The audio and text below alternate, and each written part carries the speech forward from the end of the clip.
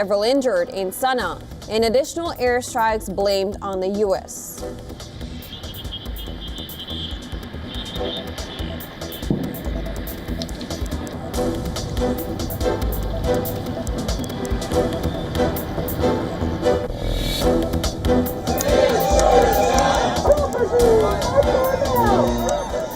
Back up. I told you to back up. Thousands rally in New York, Washington, and other cities across the United States, marking the second major round of demonstrations against President Donald Trump, chant "No Kings in America" and resist tyranny while carrying signs targeting the Republican.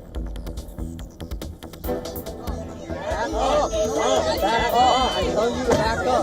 In the name of humanity, we refuse to accept the fascist America.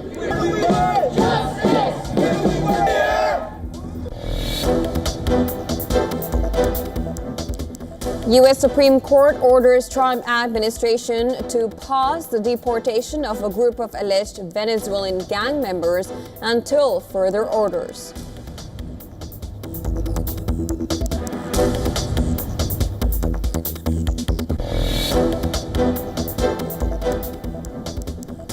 Malaysia's economy grew 4.4% in Q1 2025, supported by strong domestic demand and retail activity.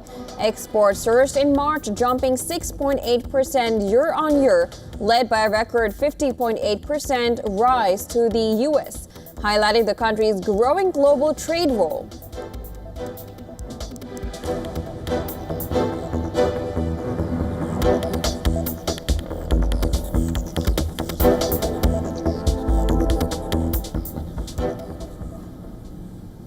And just hours after the Easter truce was meant to have come into effect, air raid sirens sounded in Kiev, another Ukrainian city. President Volodymyr Zelensky accused Russia of having maintained its artillery fire and assaults on the front line.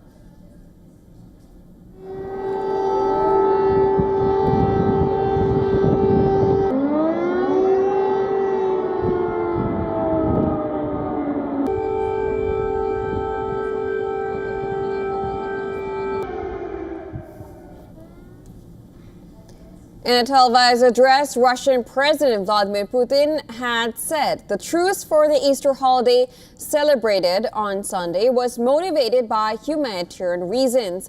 While expecting Ukraine to comply, Putin said the Russian troops must be ready to resist possible breaches of truce and provocations by the enemy. Zelensky, in a social media post, replied to Putin saying Ukraine will mirror Russia's action. The Ukrainian president added that if a complete ceasefire truly takes hold, he would propose extending it beyond the Easter day. Further, he highlighted that the proposal for a full and unconditional 30-day silence remains on the table, but the answer must come from Moscow. He said fighting continued in Russia's Kursk and Belgorod regions, and Russian drones were still in use, but added that some areas had become quieter. However, the governor of Ukraine's southern Kherson region reported Russian drone attacks. Governor Alexander Prokudin wrote on social media that an attack by 8 Russian drones set fire to flats in high-rise building blocks, and later 3 drones hit 2 villages, adding that they had not observed any lull in the fighting. U.S. President Donald Trump on Friday warned Washington would take on pass on brokering further talks on ending the war in Ukraine unless there was quick progress. He was speaking after Secretary of State Marco Rubio said the U.S. was not going to continue with this endeavor for weeks and months on end, as it had other priorities to focus on. Meanwhile, Russia and Ukraine have held a large prisoner of war exchange, with each side handing back more than 240 prisoners.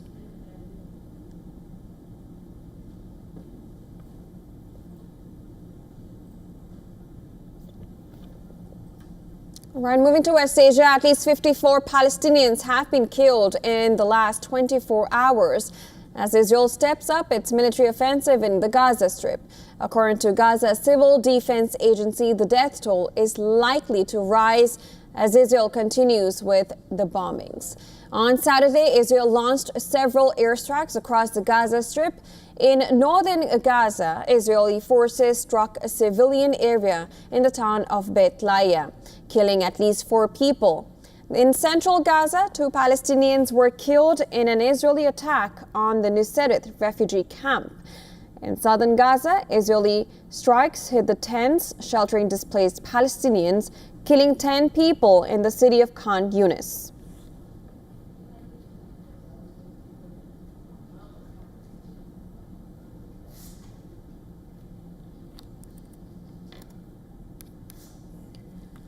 Israeli Prime Minister Benjamin Netanyahu has vowed to continue the military offensive against Hamas. In a late-night televised address, Netanyahu said that Israel's campaign against Hamas was at a crucial stage, and surrendering to the group's diktat was not an option.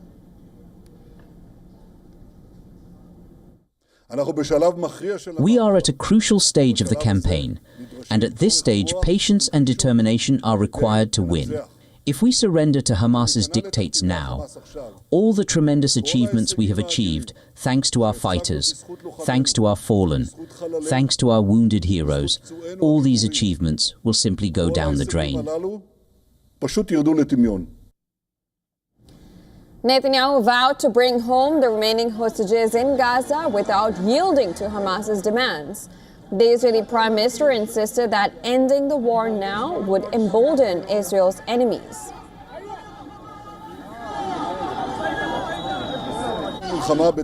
Ending the war on these surrender terms would send a message to all of Israel's enemies that by kidnapping Israelis, the state of Israel can be brought to its knees. It can be subdued. It is also a deadly message that terrorism pays, which will harm the security of the entire free world. With no aid entering Gaza for over a month, Turkey's intelligence chief Ibrahim Kalin met Hamas leaders to discuss delivery of aid in Gaza. The spy chief reassured Hamas that Ankara would firmly oppose any efforts to occupy or annex further Palestinian territory. Now, amidst all these developments, Hamas has published a new video of Israeli hostage Elkana Bobot. The 4-minute-long video shows an emotionally distressed Bobot using a telephone and speaking to his family.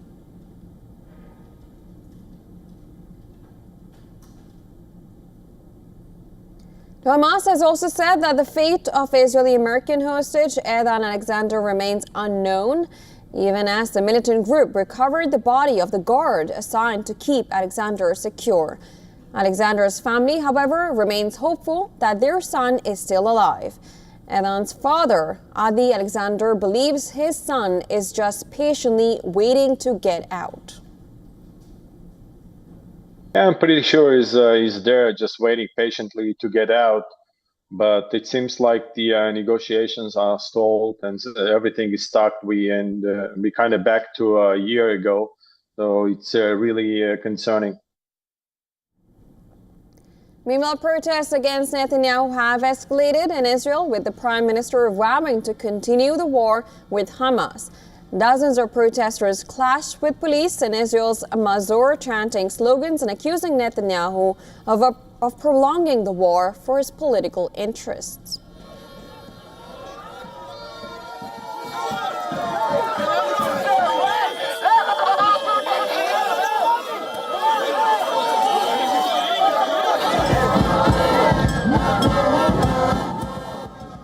We have still 59 hostages in Gaza, dead and alive. Many of them died because of the pressure, the military pressure. The military pressure is not bringing the opposite. The military pressure is killing them. So this war is just a war that had to end many months ago. And a second round of major protests have broken out across U.S. cities against the policies opted by President Donald Trump. Thousands of protesters took to the streets to voice their opposition to Trump's policies on deportations, government firings, and the wars in Gaza and Ukraine.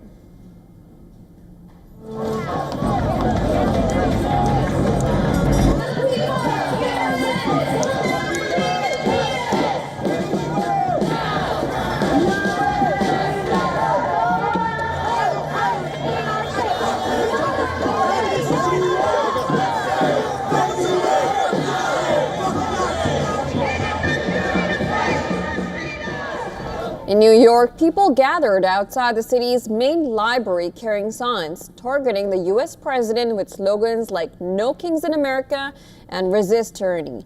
Demonstrations on similar lines were also observed in Chicago, Miami, and Texas. In Washington, protesters voiced concerns that Trump was threatening long-respected constitutional norms, including the right to due process.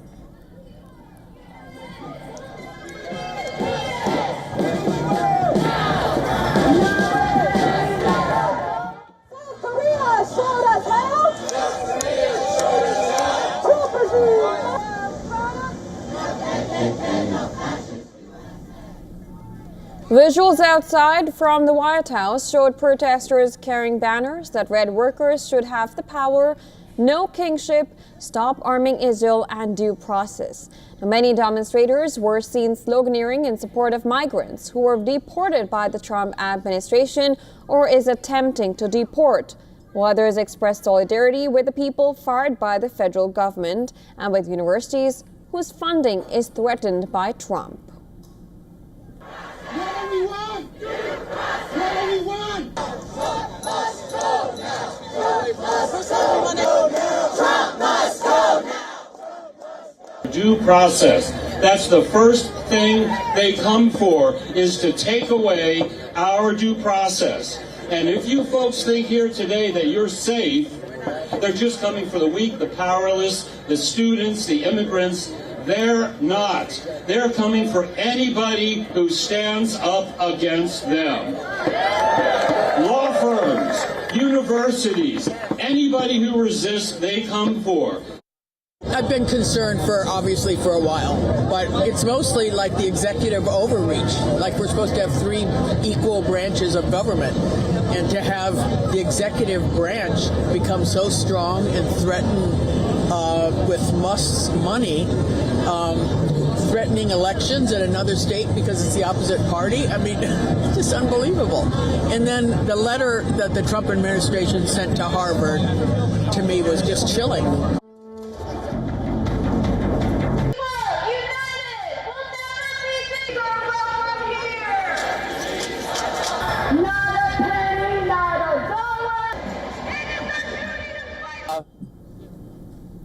Protesters in Chicago took out their frustration on Trump's bonhomie with Russian President Vladimir Putin and over suspension of diversity, equity, and inclusion programs, climate initiatives, and war in Gaza.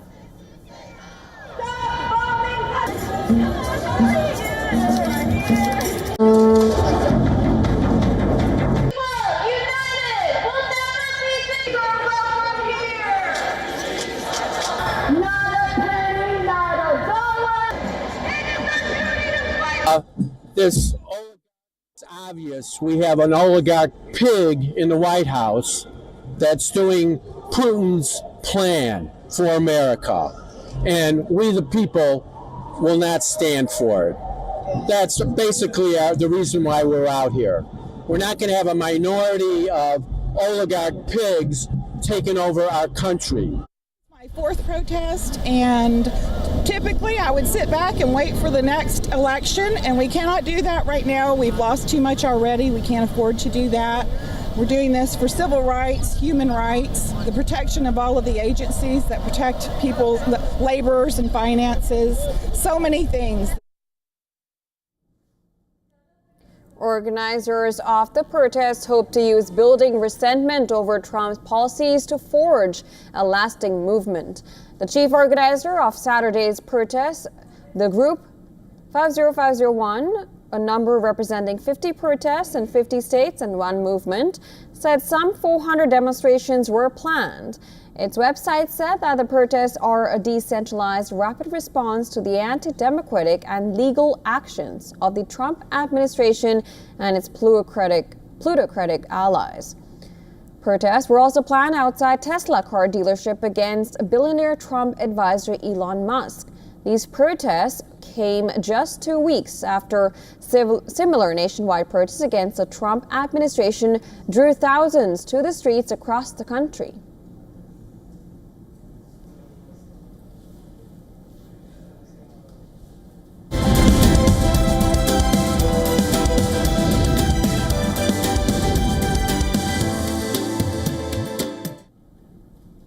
The U.S. president has said that the central bank should lower interest rates and that the Fed chair, Jerome Powell's termination cannot come fast enough. Trump is again raising questions about whether he will seek to limit the Fed's independence as new tensions flare in its contentious relationship with the central bank. We decode the sway a U.S. president has on the Fed in this next report. Take a look. Trump has questioned the Fed's decision-making, calling on the central bank to lower interest rates. This is like a déjà vu from his first stunt in the White House. On April 17th, he said Fed Chair, Jerome Powell's termination cannot come fast enough. Trump has sent mixed messages on what he wants to do with the Federal Reserve. While he maintained the president should not have the authority to direct the Fed, he did indicate the president should have a say on interest rate policy. Although Trump had considered removing Fed Chair Jerome Powell from his position in 2018, he ultimately decided to let him finish out his term. But Trump, after his election victory last year, had said he would not reappoint him. On November 7th, Powell said he would not step down even if Trump asks him to. Appointing new members to the Fed board is the president's primary means of exerting direct influence on the central bank. A Fed chair serves 4-year terms, whereas governors serve 14-year terms. Usually, US presidents tend to reappoint their predecessor's Fed chair. However, Trump is the exception in recent decades. In 2026, Trump will have the chance to appoint a new head of the Fed when Powell's tenure as chair ends. Trump will have one more opportunity to choose a Fed board member in 2028 when Powell's 14-year tenure as governor concludes. However, those roles only account for a fraction of the Fed. The presidents of the 12 regional Fed banks and 7 governors make up the Fed's 19 policymakers. It is the Fed directors that choose the 12 regional presidents. Also, the Senate must confirm the president's nominees for Fed governor, chair, and vice chair posts. This is to make sure checks and balances are in place. The difficult legal process of extreme decisions makes the president's sway on the independent Fed a little tricky. Business Bureau, WION, World is One.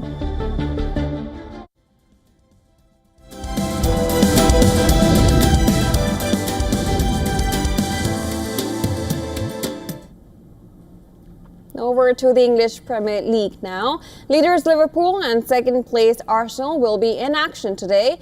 The Reds will take on Leicester City, while Mikel Arteta's side will play against relegation-threatened Ipswich Town. Arsenal are coming in after defeating the European giants Real Madrid in the Champions League to reach the semi-finals. The Gunners trail Liverpool by 13 points in the domestic league, with just 18 points to play for across the remaining 6 fixtures. Arteta's side the need to avoid defeat at Portman Road to deny Liverpool the chance of securing the title this weekend. Mikel Arteta, Arsenal manager, sometimes he said so, that we think we go to Europe now. Are we available to do it in Europe?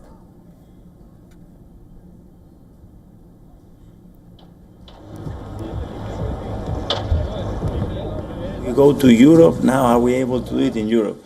And I keep telling them, I said, you've done it 3 days ago against one of the best teams in Europe away, so don't think out of it. They have to be thinking, can they do it against the teams in the Premier League? And playing with that belief that, guys, you are exposed, highly exposed every single week here in this league. So we have the tools, we have the experience and the resources to outplay and outcome any situation. And And then, after you have to do it. Mathematically, the Reds can win the title this weekend, but only if Ipswich Town beats second-place Arsenal. And Liverpool follow that up with a win in their own game against Leicester City. Liverpool are currently 13 points clear of Arsenal with 6 games remaining in the season.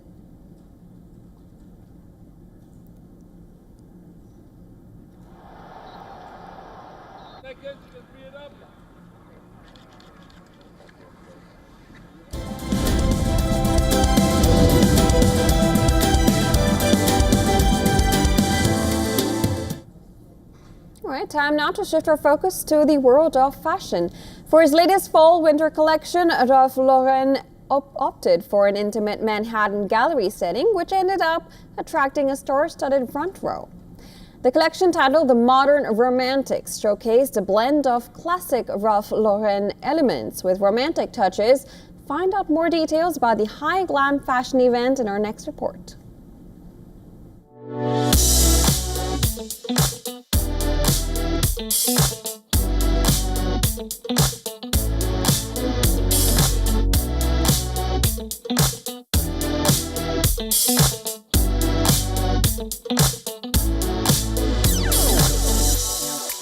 When I think of this collection, it really highlights some of the great icons of Ralph Lauren. The fabrications are basically couture level products.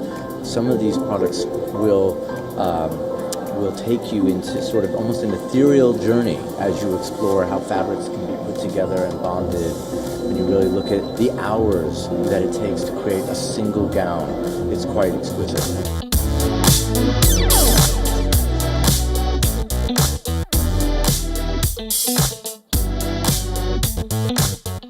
I always loved coming to a Ralph Lauren show. I think that nothing is more sophisticated, screams New York Americana than Ralph. I've been a huge fan of his designs, not only the couture high-end fashion of it all, but also their interior designing.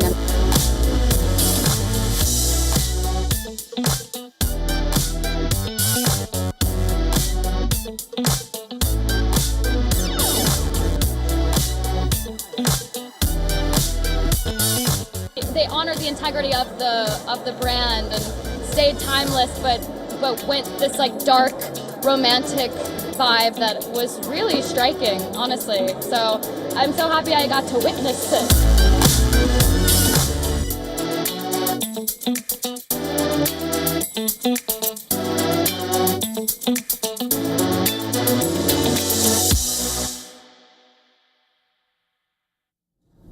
All right, well, that's a wrap to World DNA today. But before we wrap up, here's a look at the climate stories making headlines across the world. We leave you with these headlines. Do stay tuned. News and updates will follow on the other side. You're watching WION World is One. Stay tuned.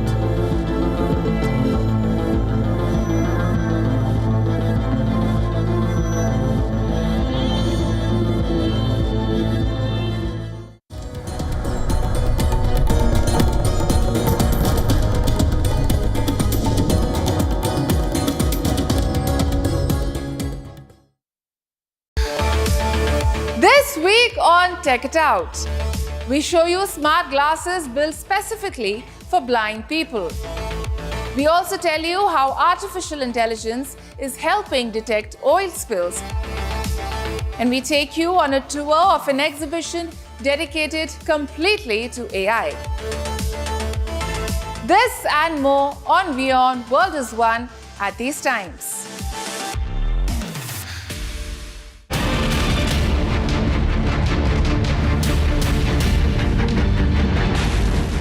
estimate that North Korea probably has between 60 and 80 nuclear weapons.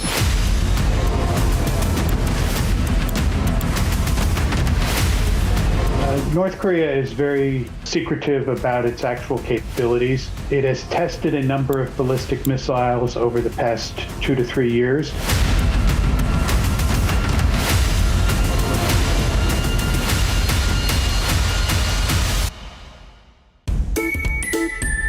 It's time to celebrate Easter, but not without a list of movies to binge watch. Meet Sumit Vyas and Shubhra Jyoti Bharat as they talk about their stage play Saap Seedhi. And know all about the evolution of everyone's favorite fashion staple, the humble skirt. All this and much more with me, Diksha Bisla, on WION at these times.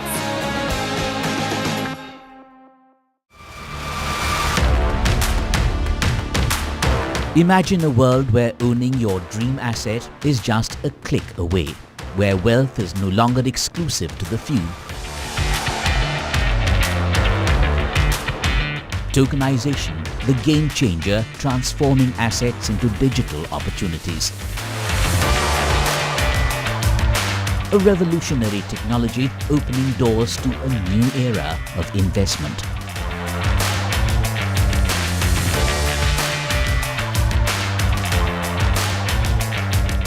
Don't miss Token Money Magnet, a bold initiative by Kalp Foundation.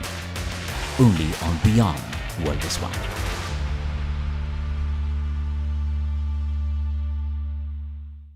WION, India's global voice, the channel that brings you the biggest stories from across the world through India's lens. Now available in more than 190 countries worldwide, because we believe that the world is one. Watch us in Africa, Europe, USA and Canada, South America, Asia Pacific, Middle East and North African regions. Also available on these digital platforms across the world. WION, World is One.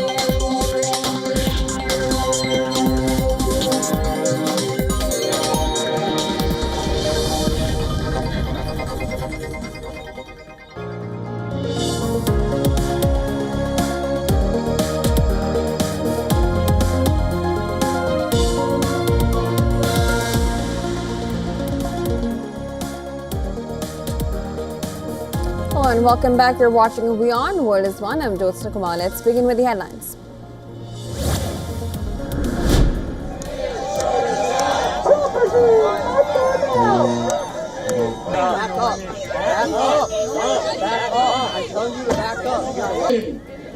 Thousands rally in New York, Washington, and other cities across the United States, marking the second major round of demonstrations against President Donald Trump.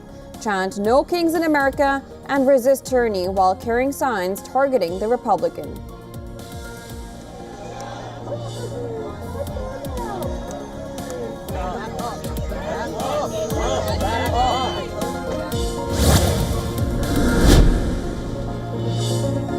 Former advisors to the U.S. Defense Secretary Pete Hegseth decry what they call baseless attacks after being suspended from the Pentagon in an expanding probe on information leaks.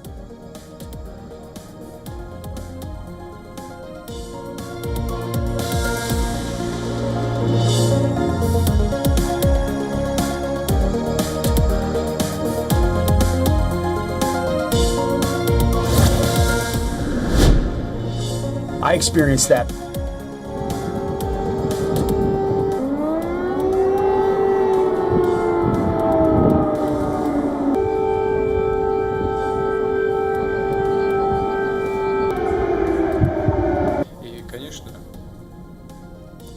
Air raid sirens sound in Kiev as Ukraine accuses Russia of having maintained its artillery fire and assaults on the front line, despite President Vladimir Putin announcing a surprise one-day ceasefire for Easter.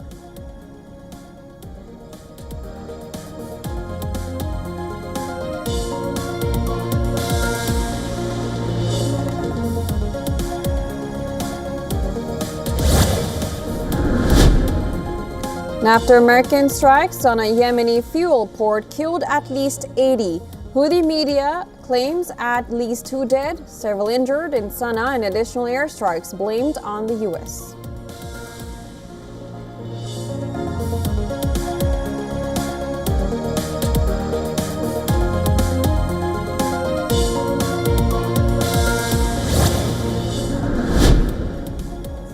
Israel's Prime Minister Benjamin Netanyahu vows to bring home remaining hostage in Gaza without yielding to Hamas's demands, insists military campaign in the Palestinian territory has reached a critical stage.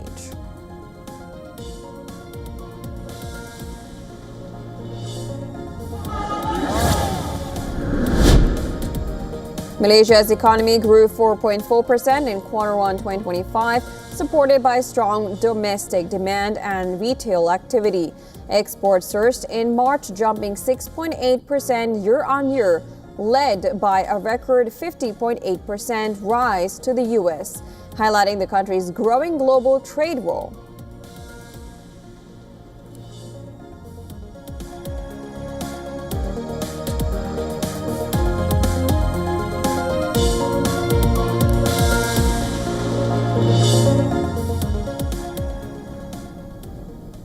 Indian Prime Minister Narendra Modi will visit Saudi Arabia from April 22nd to 23rd, following an invitation from Saudi Crown Prince Mohammed bin Salman. This would be Modi's third visit in Saudi Arabia and the first in his third term. The visit will be hosted in the city of Jeddah, where Modi's engagements will include a ceremonial welcome by the Crown Prince. The two leaders will also co-chair the second meeting of the Strategic Partnership Council.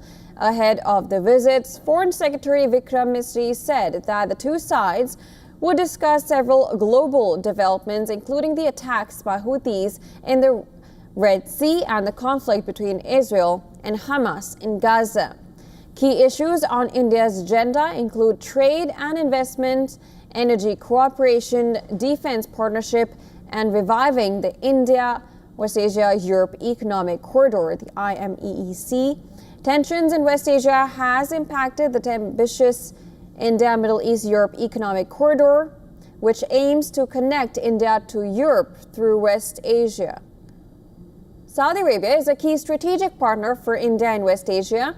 In 2023-24, it was the third largest crude and petroleum sourcing destination for India, accounting for 14.3% of the country's total crude oil imports. Saudi Arabia is also India's fifth largest trading partner, with bilateral trade between the two countries standing at $42.98 billion.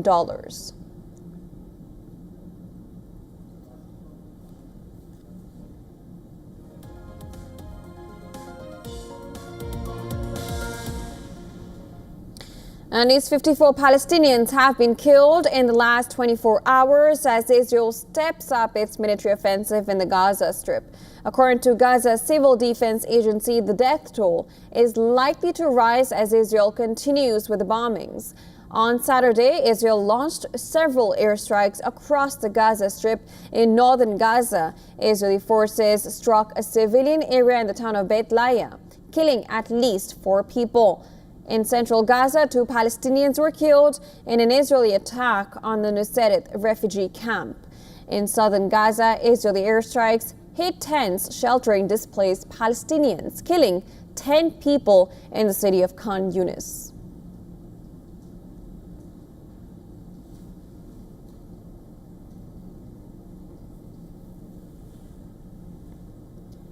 Israeli Prime Minister Benjamin Netanyahu has vowed to continue the military offensive against Hamas in a late-night televised address. Netanyahu said that Israel's campaign against Hamas was at a crucial stage, and surrendering to the group's diktat was not an option.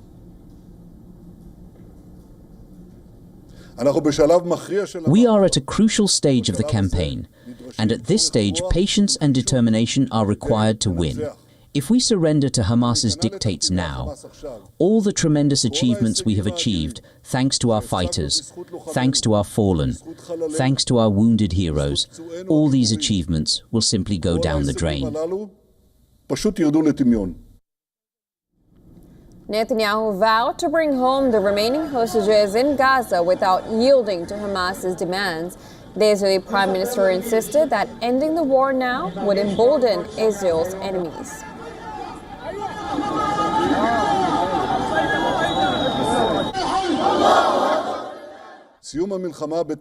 Ending the war on these surrender terms would send a message to all of Israel's enemies that by kidnapping Israelis, the state of